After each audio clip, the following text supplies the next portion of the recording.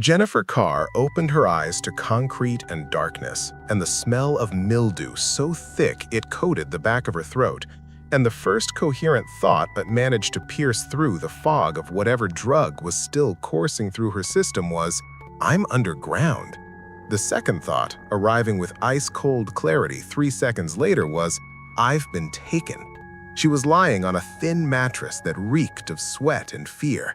Other people's fear, she realized with horror, which meant she wasn't the first person to wake up in this place. And when she tried to move, she discovered a metal shackle locked around her left ankle, connected to a chain that rattled against the floor and led to a bolt embedded in the concrete wall. The room was maybe 10 feet by 12 feet, lit by a single bare bulb hanging from the ceiling, bright enough to see by, but dim enough to create shadows in the corners that seemed to move and breathe. There was a bucket in one corner, she didn't want to think about what that was for, and a tray near the door with a bottle of water and what looked like a granola bar. The door itself was solid metal with no window, no handle on this side, just smooth steel that might as well have been the wall of a bank vault.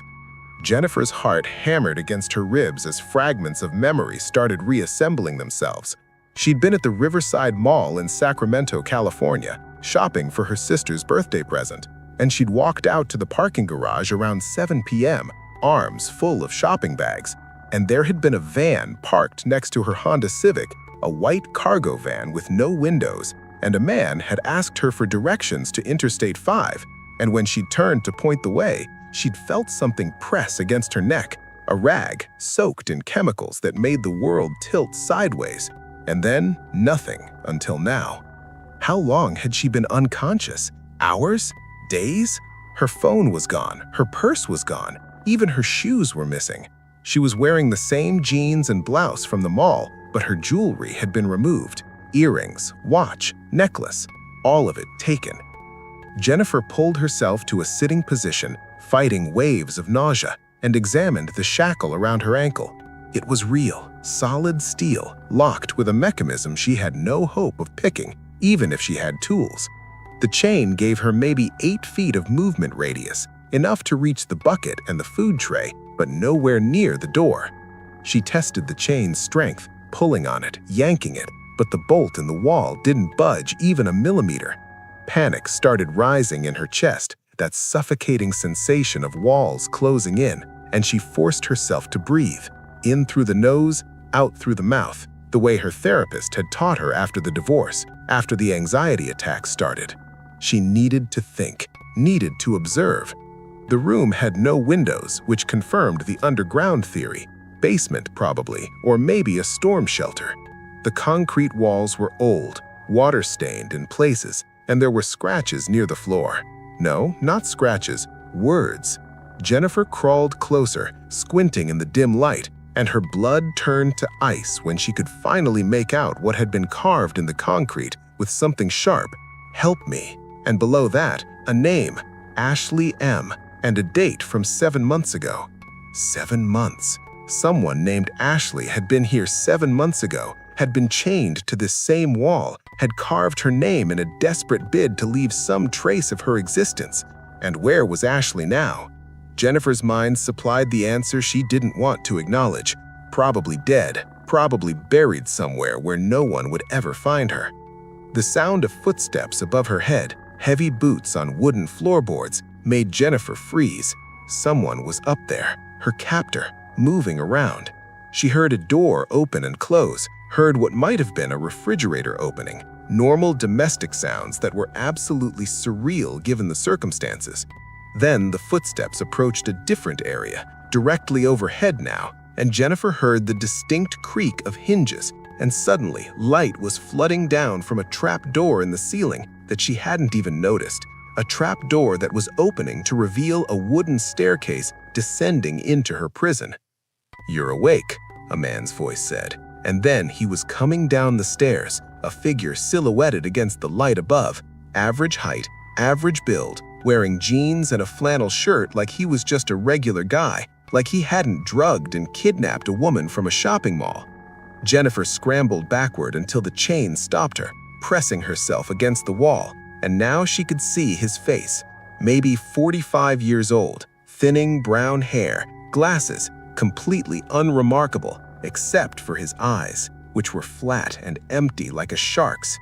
"Please," Jennifer said, hating how her voice shook. "Please, I don't know what you want, but my family will pay. I have money, whatever you need."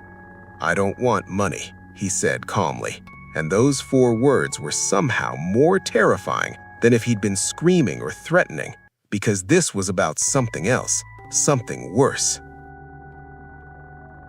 He set down a new water bottle on the floor, just out of her reach, making her come to him if she wanted it. "I want you to understand the rules. Rule 1, you don't scream. These walls are soundproof and we're 3 miles from the nearest neighbor, so screaming just wastes your energy. Rule 2, you eat what I bring you when I bring it. Rule 3, you do exactly what I tell you, exactly when I tell you, or there are consequences. Do you understand?" Jennifer nodded, tears streaming down her face now, and the man smiled, actually smiled, and went back up the stairs, the trapdoor slamming shut with a boom that echoed in the concrete room.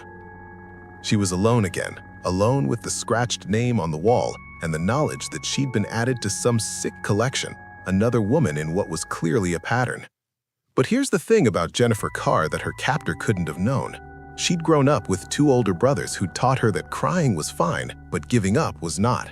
And she'd survived an abusive marriage that had almost broken her, and she'd rebuilt herself from nothing, and she was not, absolutely not going to die in this basement. She started looking for anything at all that could be used as a tool or weapon. The mattress yielded nothing but springs and fabric. The bucket was plastic, useless. The food tray was paper. But the water bottle was plastic too, but thick plastic, and if she could break it, if she could create a sharp edge. Jennifer spent the next hour working on it, using the concrete floor to scrape and weaken a section of the bottle until finally it cracked and gave her a jagged piece about 4 inches long. Not a knife, but something. She hid it under the mattress and waited.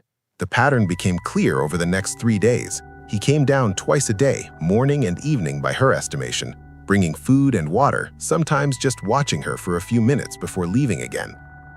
Jennifer played docile, played cooperative, said yes sir and thank you, and acted like she was accepting her situation. But she was learning that he always came down the stairs the same way, leading with his right foot. Learning that he wore the same boots every time, heavy work boots with thick soles. Learning that he was right-handed and kept his keys on a carabiner attached to his belt loop on the left side.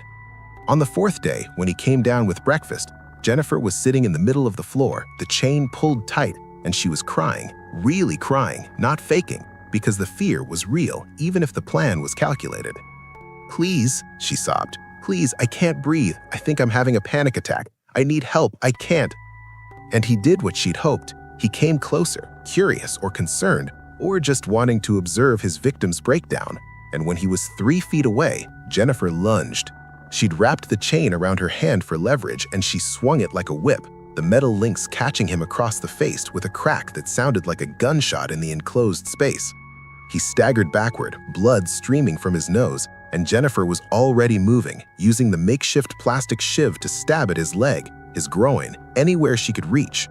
She caught him in the thigh, and he screamed, a high-pitched sound of shock and pain, and his keys, those precious keys, fell from his belt as he stumbled toward the stairs. Jennifer dove for them, fingers closing around the metal, and she found the one that looked like a shackle key and jammed it into the lock on her ankle. It turned. The shackle opened. She was free. The man was on the stairs now, shouting something, but Jennifer didn't wait to hear what. She grabbed the water bottle as a weapon and ran up those stairs like her life depended on it, because it did, emerging into what looked like a normal ranch-style house, kitchen to her left, living room to her right, front door straight ahead. She ran for that door, threw it open, and burst out into afternoon sunlight that seemed impossibly bright after days in the basement. She was on a rural property, dirt road, no neighbors visible, but she ran anyway, barefoot down that gravel road, lungs burning, legs pumping, and she didn't look back until she saw a pickup truck approaching, and she stood in the middle of the road waving her arms and screaming, and the truck stopped, and the driver, an older man with kind eyes, took one look at her bloody, terrified state and called 911. The police raided the house 4 hours later and found evidence of 6 other women over the past decade. 6. Jennifer had been number 7. Her captor, Michael Reeves, a 46-year-old electrician with no prior criminal record, was arrested without incident and later sentenced to life without parole. But the thing about surviving something like that is you don't just walk away clean. Jennifer still sleeps with the lights on, still flinches when she hears footsteps about her, still can't go into basements without her heart rate spiking into panic territory. She wears a GPS tracker on her ankle now. Ironic, she knows. So her family always knows where she is. And she thinks about Ashley M., whose name is carved in that concrete wall, whose fate she'll never know for certain but can guess. And she knows with absolute clarity that survival isn't about being the strongest or the smartest, it's about being the most determined to see tomorrow, and the next day, and the day after that, until you're finally home.